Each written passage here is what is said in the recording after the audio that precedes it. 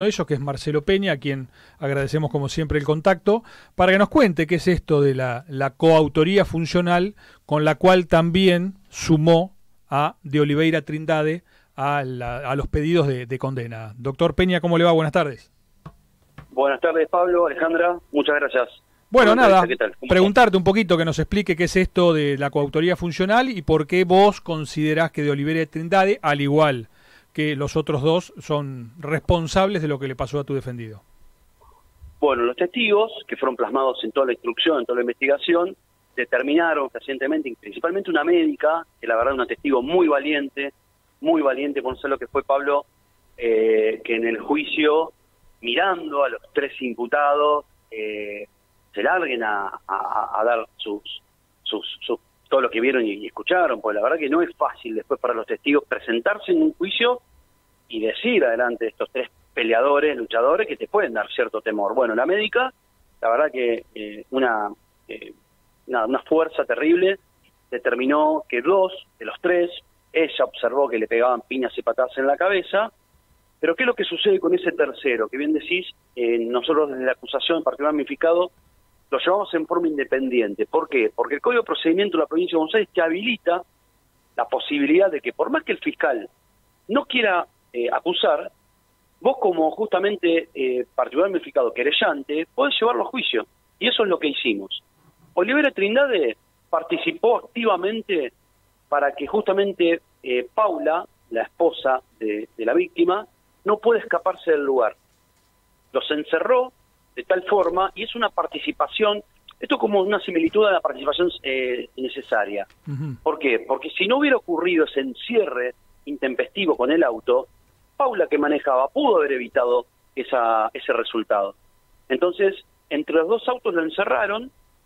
La participación fundamental de Oliveira Trindade fue encerrarlo, se bajó también, y lo que observa mi asistido, la víctima, es tres sujetos que se le vienen, sin perjuicio que los que pegan son dos.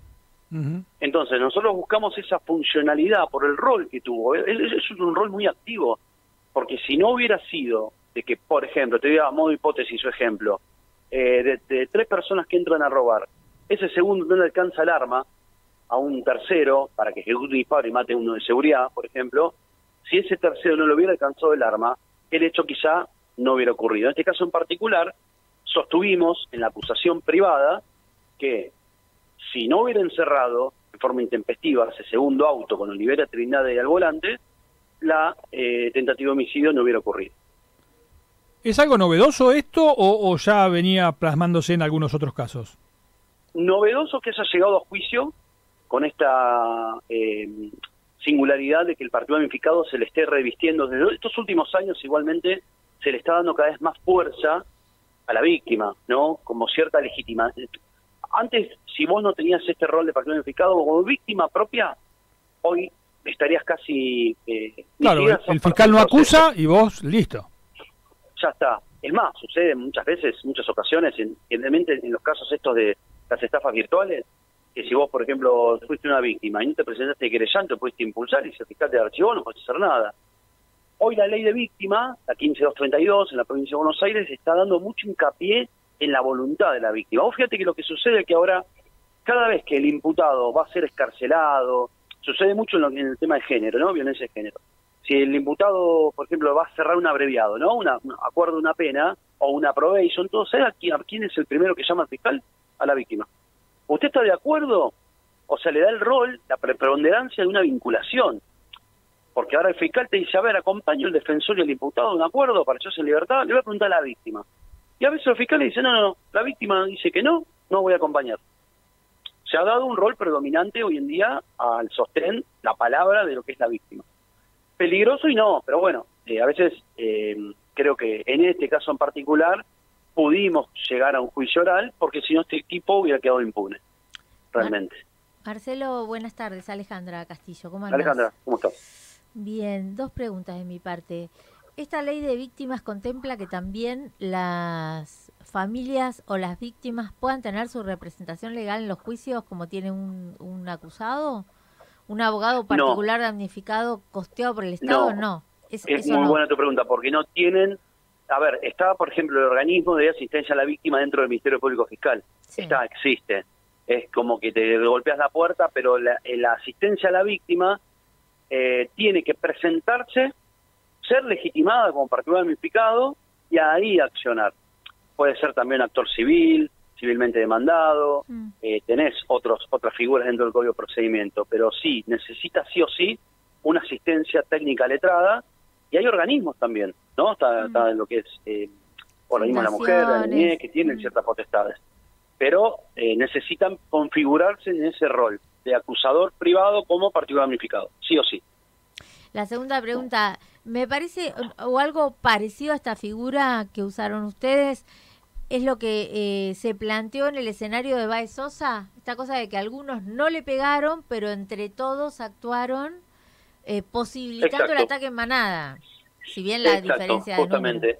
Ajá. Sí, el de Baez Sosa fue muy mediático, pero bueno, hay muchísimos casos similares, y no solo eso, sino también que consuba en la acusación, en el agravante, que estos eran boxeadores profesionales, Claro. luchadores de kickboxing, que es una de las partes de la acusación en que yo di preponderancia en el alegato, fue justamente que saben dar el golpe letal. Entonces, la alevosía, se llama alevosía por avenimiento. ¿Qué quiere decir esto? Se observa que hay una persona completamente perdida.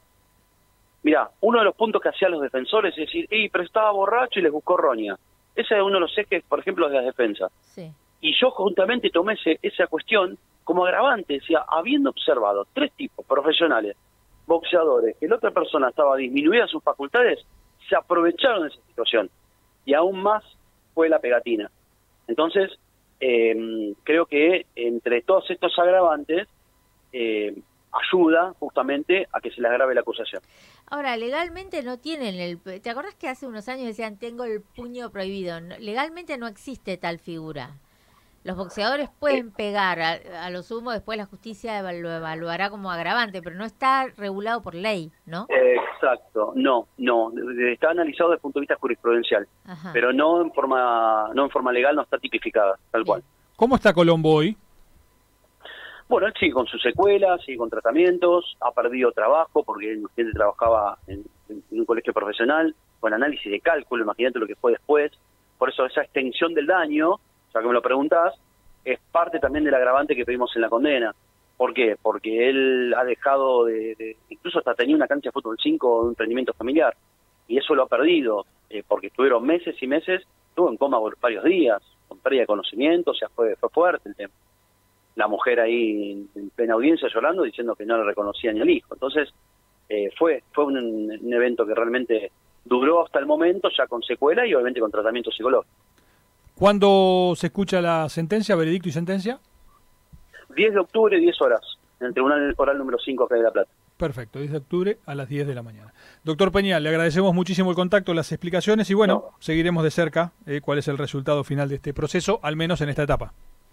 Muchísimas gracias, Muchísimas gracias a ustedes por llamar. Gracias. Al contrario. Buenas tardes. Hasta luego. El doctor Marcelo Peña, hablando del caso de este ataque en 2018.